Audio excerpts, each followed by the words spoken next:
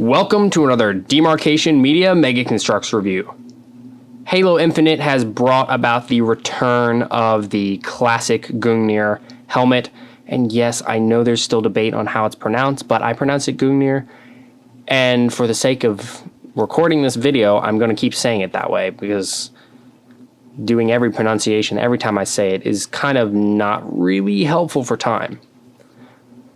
Anyway, though, Mega finally introduced the Reach-style Gungnir helmet to the Mega Construx Halo lineup, which I'm so glad, because I like a lot of the Halo 4 and 5 armors. A lot of them look really cool to me.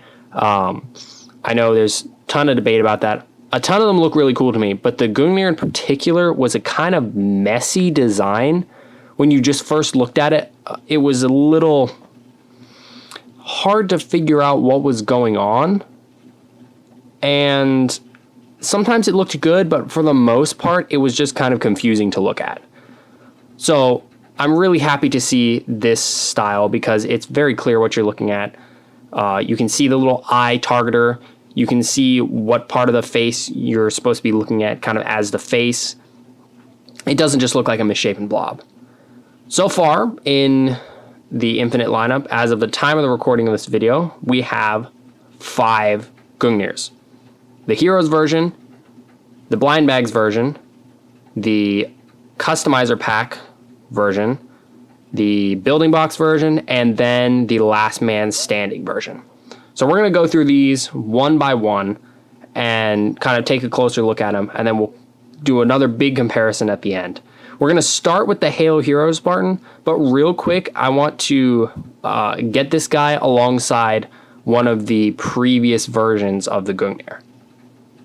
This guy right here is our other Halo Heroes Gungnir, and I can't remember which series it was, but this is one of the ones that I think looks better than usual, but that's primarily because of the skin that this armor has. You know right where to look for the face because of this kind of circly section up here. It looks kind of like a Cyclops, and it looks pretty cool. But without that, it's very confusing, like what you're supposed to look at, what part you're supposed to look at. And then you can see with the new one, it's very clear, it's very crisp, and it just works a lot better. So I'm very glad we finally have it to make it so that we can know what we're looking at when we see a Gungnir. So this guy right here was the one that kind of let everyone know that the Reach-style Gungnir helmet would be returning and appearing for the first time in Mega form. He was leaked pretty early on. I think he was in like the second wave of leaks. And there was a lot of hype for this guy. It's kind of died down at this point, but he still remains one of the best Halo Infinite figures so far. The helmet is done so well. There's even like this little grid texture right up there. And it's so small it's hard to see, but it's done extremely well. The color separation on the helmet is fantastic. The print work is so well done. I have very little complaints about the way they did the helmet. It looks so good. And then the rest of the figure, we have the Reach, like Emil chest and waist piece. We've got this big shoulder armor. I don't know all the Halo Reach armor names, so you'll have to tell me in the comments. Then we got the knife one with the printed knife, and then a robotic arm, which was kind of brought on a lot of speculation about Halo Infinite's customization for prosthetics, which most of it I think turned out to be correct, because you can do all kinds of crazy stuff with that in Infinite itself. Unfortunately, Mega did not update this, so you are limited to a swivel at the elbow. It does not bend, and the hand doesn't move. And it tends to be a little bit fragile. This clip here can break if you're not careful. So while it looks really cool, I do wish Mega would have introduced a new one just for better posing. And then he came with a mangler with a little bit of print here and some print back here to show where you load it. So overall, a fantastic figure, and I think the other 3 Gungnirs will have a very hard time topping this guy. Next up is the Halo Infinite Blind Bags Series 1 Gungnir, and this is actually a female Spartan, which was kind of surprising to me. Oh, come on, the arm is sticking. Kind of surprising to me because we don't often get female Spartans, just generic female Spartans, but it is a female. She's got cat's chest piece and back piece. Interestingly enough, Mega has kind of done away with the female waist piece, it seems. The Spartans used to have, the females used to have a waist piece that slanted out even more. And, you know, I kind of like the fact that they've gotten rid of that waist because it was a little on the oddly exaggerated side. And that made it so that if you wanted to pop and swap stuff, you were stuck with weird waist differences and all that sort of thing. So I think it was a good choice for them to remove it here. The helmet is done very well, slightly less good than the Heroes Gungnir, but still not bad. Weapon is a carbine, plasma carbine. And then obviously the color scheme is this very strange, it's almost a creamy yellow mixed with this off-white. And it's a nice color scheme. It's very bright, but it works out pretty well. The main complaint that I had with this figure, and you can see this in my review of this series, is the shoulder armors rattled around and would just fall right off. I had to take some sticky tack, put it underneath the armor, and then stick it back on.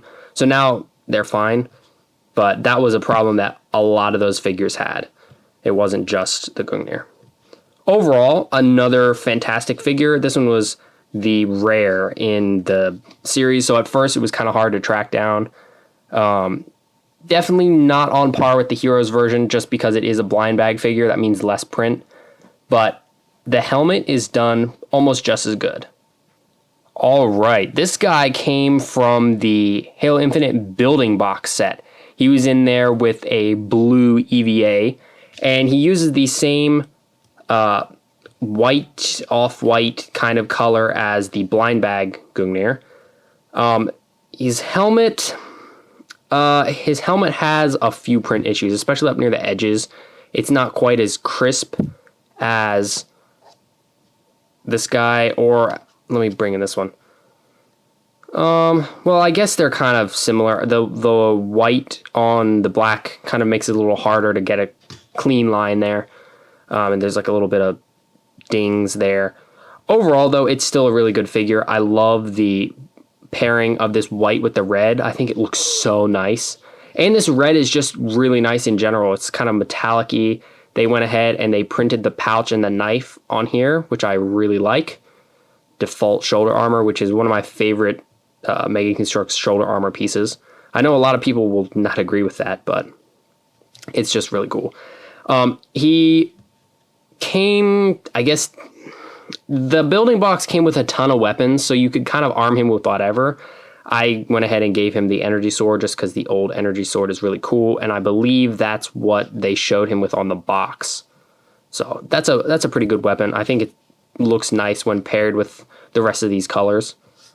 So this guy is quality-wise, so far it seems like he's kind of in between the two we've already looked at. That chest print really kind of brings him up a notch. This guy right here is kind of an anomaly because it's not technically an official figure. This guy came from the Spartan armor pack, and that set was all about customizing your Spartan. So it came with just a bunch of Spartan pieces. So this is built using only parts from that set. And I don't know, I really like this setup. It looks like it could be an official figure to me.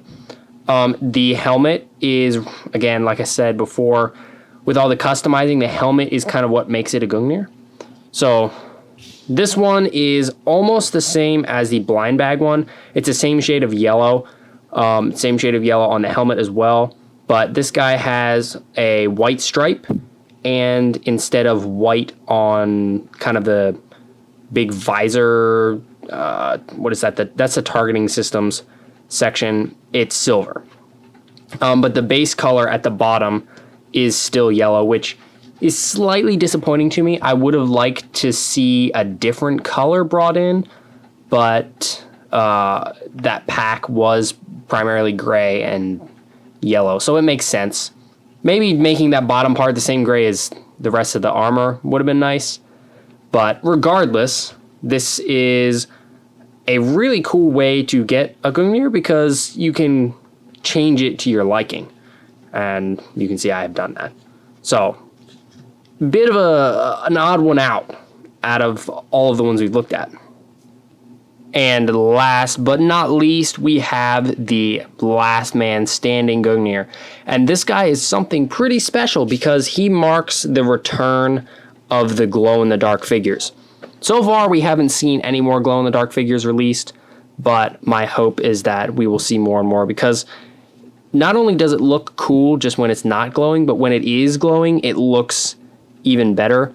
I know I'm not going to be able to get a proper video of it with this camera, the way my room is lit. So we're not going to try to make it look glowy.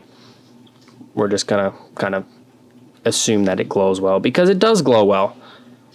And the helmet is actually the glow-in-the-dark material as the base coat. So unlike a lot of the other guys, like the guy we just looked at, the base coat is black and then the yellow is printed on. Instead, the base coat, the base color is the glow-in-the-dark, because glow-in-the-dark paint wouldn't work out so well. It is a little odd that they gave him an all-silver arm, because then he's asymmetrical when he glows. Personally, I really like the asymmetrical look, so it's not a big deal to me, but I know it bothered some people. Helmet is printed up very nicely. He's got a little blue eye, same stripe, same little details as before. Chest plate has a printed knife. He is armed with a green old-style energy sword, which, oh, it's such a nice mold. It looks just so, I don't know, menacing? Menacingly nostalgic, I guess. But I'm really, really happy they brought this back. It just is such a nice piece. Around the back, nothing really to see. And that's about all the print we have. So not the most complex of our Gungnirs, but by no means at the bottom of the list. So that is all 5 Gungnirs that we've gotten so far. And as you can see, we have a pretty limited color palette. We have green, yellow, glowy green, red, and yellow again. So there's such a huge space for expanding, even more than with the Mark 7s, because we got in a lot of Mark 7s so far. We can make a nice little rainbow with the Mark 7s, but with the Gungnirs, we still got some space to fill. We need some blue ones, both shades of blue. We need maybe, I don't know, maybe another shade of red, probably not. We do need an orange. We need the brighter orange, and that kind of more matte orange would be epic. Maybe a dark gray to match this color. Maybe a black, a white, a pink. I really think Mega needs to bring more pink in. More pink and purple. We need more pink and purple Spartans. They're kind of starting to lean that way, but so far pink and purple are pretty limited. So I definitely would put the Halo Heroes version at the top of the list. He has the most print. The quality is really nice, especially on that helmet. And he's got the prosthetic arm, which is a bonus for some people and is a downer for others. It is a very limited piece. It doesn't move very much, so that's kind of a bummer. Hopefully Mega will make a new one soon. And I would put this guy, the one from the Spartan gear pack, second. Not because necessarily he doesn't necessarily outweigh the others in quality or just the way he looks. It's the amount of freedom you have with that gear pack. So you can take this Spartan, change out the chest plate, change out the shoulders, and make it totally different than the one that I did, and that'll be your Gungnir. This one's mine. You can make yours, or you can use the configuration I've come up with. I'm sure I'm not the first one to use this. So you just have some more freedom there, and so that kind of bumps him up to the second slot. The glowy boy, third place, he glows. I don't think I need to say any more. That is what lands him solidly in the middle of our lineup here. The red guy, his helmet print did have a few more issues, and obviously that won't be consistent across all of the figures. You may have that guy, and it might be a pristine print, or you might have him and it's even worse than mine. I don't know. So that's not necessarily a knock against the figure as a whole. It just is not glowy, so that's why he's not in third place. Overall, though, it's a really nice figure. The extra print on the torso is fantastic, and that's what gives him the fourth spot. Fifth spot does go to the blind bag figure, just because out of all of them, it is the most simple. Simple's not bad, it just, there's not a ton to it, and the widespread issue of the shoulder pieces, that's kind of a knock against the figure as a whole, because the chances of you getting a blind bag with this figure in it and having it not be rattly shoulder armor, it's pretty much zero. That's not to say, though, that any of these are bad. These are all fantastic figures, and I would love to hear what you guys think. How would you arrange this lineup? Which one is your favorite? Which one is your least favorite? Let me know down in the comments. Hopefully, Mega will give us some more pretty soon. So far, none of the recent reveals as of the time of the recording of this video have included any Gungnirs, at least not that I know of, unless I missed something. But hopefully the next round of reveals will give us a new Gungnir. Thanks so much for watching. If you enjoyed this video, please leave a like and consider subscribing, and I'll see you next time.